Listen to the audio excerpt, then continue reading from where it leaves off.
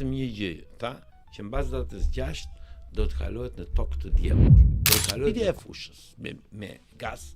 Ndryshoi skemën duke i dhënë Iranit të drejtën tashmë të godasi dhe ai në mënyrë proporcionale të gjitha fushat e gazit, të ujit e tjera në krahun tjetër dhe të bllokojë Ormuzin. Këtu filloi bllokimi i Ormuzit në një farë mënyrë i deklaruar. Dhe jemi në kushtet që sot, po ta shikojmë parë presidenti Trump pati një deklaratë gati 30 minuta.